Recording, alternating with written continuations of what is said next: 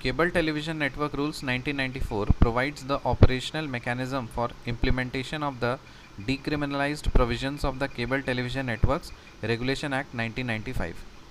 Cable Television Network Rules 1994 provides the operational mechanism for the implementation of decriminalized provisions of the cable television networks regulation act 1995। क्या बात सही है? हाँ, जो cable television network rules 1994 होता है ना, वो क्या करता है, एक ऑपरेशनल मैकेनिज्म प्रोवाइड करता है किस चीज़ के लिए, implementation of decriminalised provisions of cable television networks regulations act 1995 के लिए। ठीक है।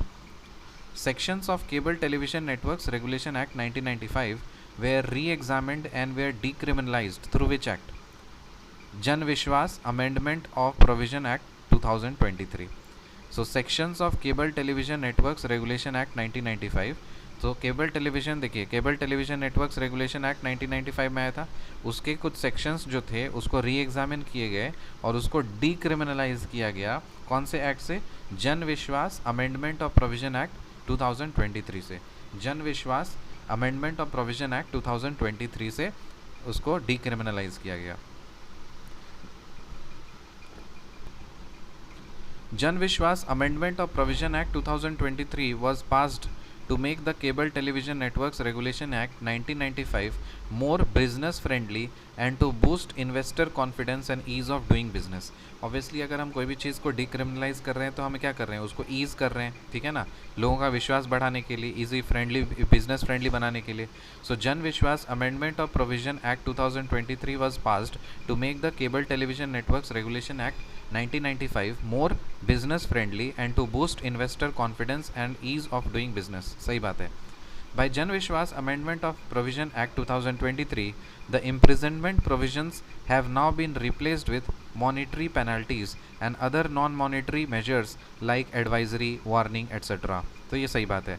सो जन विश्वास अमेंडमेंट ऑफ प्रोविजन एक्ट 2023 से जो इम्प्रिजनमेंट, जेल होने वाला जो प्रोविजन था ना, वो हटा दिया गया है और उसको फाइन में कन्वर्ट कर दिया गया, मतलब मॉनेटरी पेनल्टीज़ में, और जितने भी अदर नॉन मॉनेटरी मेजर्स थे और उसमें कन्वर्ट कर दिया, जैसे एडवाइजरी जारी कर देना, वार्निंग जारी कर देना, ठीक है, तो ये कर दिया गया। एडवोकेट्स अमेंडमेंट एक्ट कब आया था? 2023। देखो एडवोकेट्स एक्ट में भी अमेंडमेंट हुआ है, सो 2023। सो एडवोकेट्स अमेंडमेंट एक्ट कब हुआ? 2023 में। सो एडवोकेट्स अमेंडमेंट एक्ट कब हुआ? 2023 में।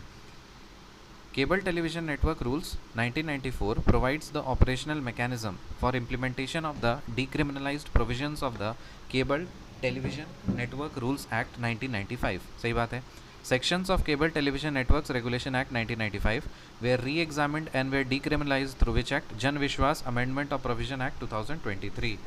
Jan Vishwas Amendment of Provision Act 2023 was passed to make the Cable Television Networks Regulation Act 1995 more business friendly and to boost investor confidence and ease of doing business.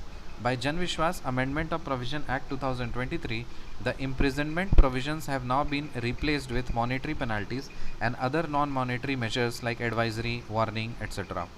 Advocates Amendment Act कब हुआ? 2023 में। See you in the next video. Till then, bye.